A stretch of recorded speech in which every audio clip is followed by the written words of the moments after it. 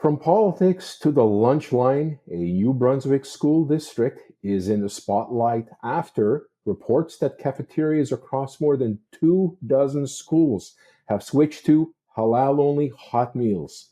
Supporters call it inclusive and practical.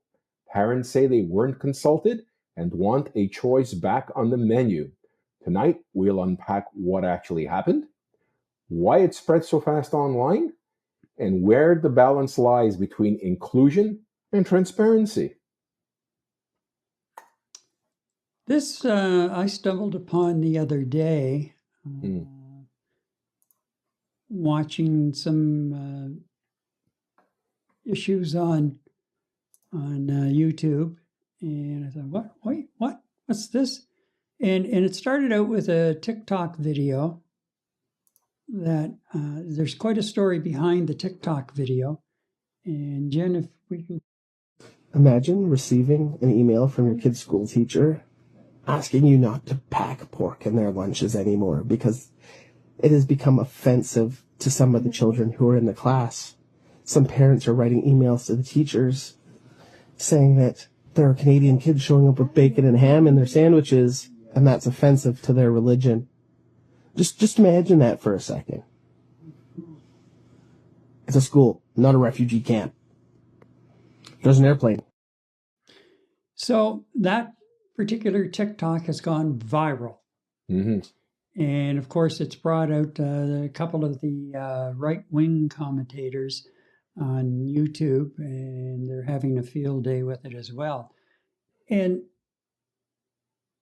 one of the commentators I watched mentioned about it happened in New Brunswick. And I said, what? It's the first I've heard of it. So I went digging around, and sure enough, there has been an issue where Francophone South School District in New Brunswick, and that's a fairly large district, has made that move as well.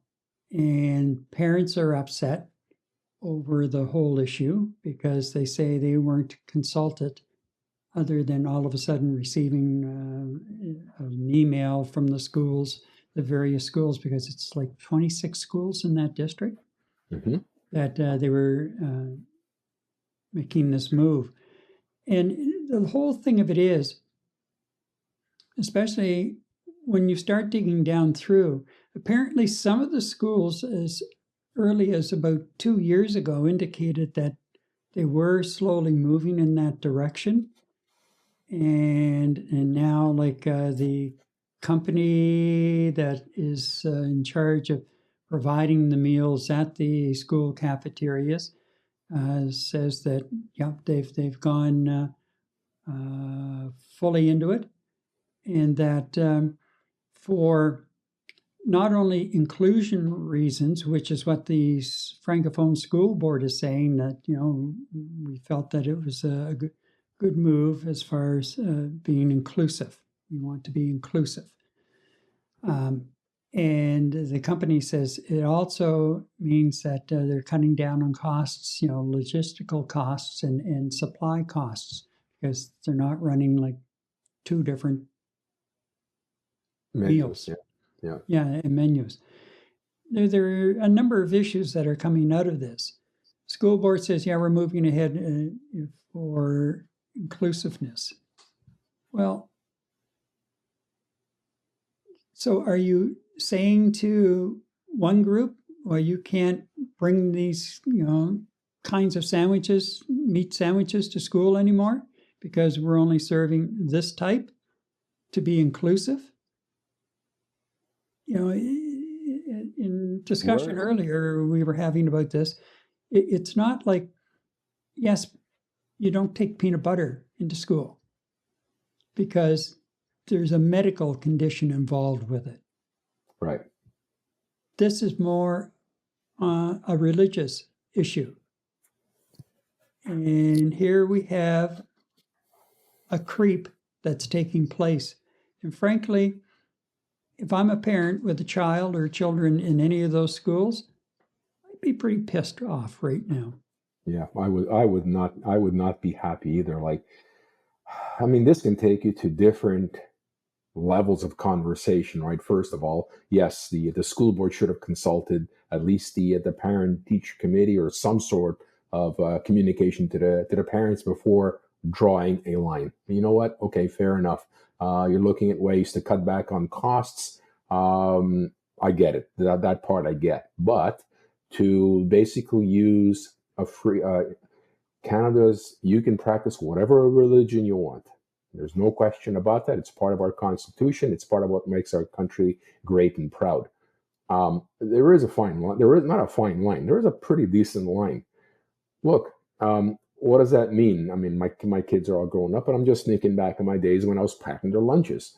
So I get a letter like this, and I'm saying to myself, so what's the school board trying to tell me? I can't put a hot dog in a bun for my son to microwave and eat. What does that mean? He can't have leftover pork veal chops in a sandwich or in a Tupperware because it offends another child or another student that's sitting beside them. That's way, way beyond something I, as a citizen, would be willing to tolerate.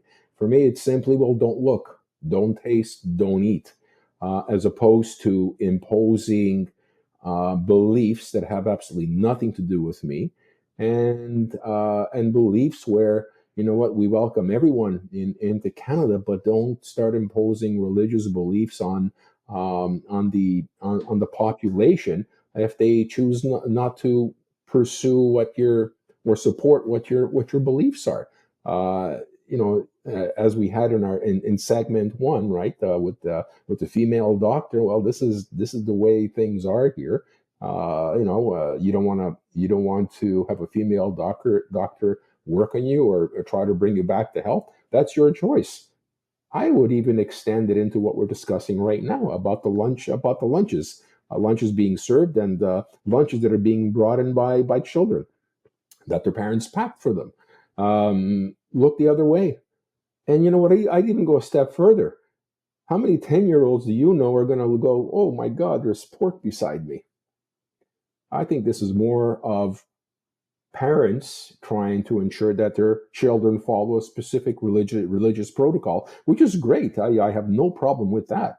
But don't impose that religious protocol and buck my rights as a parent to feed my child whatever I care to feed them. It takes a lot for me to have my feathers ruffled when it comes to religion and the imposition of religious beliefs and whatever people want to worship, how they want to worship. I'm 1,000% behind that. Don't impose that on me as a Canadian citizen.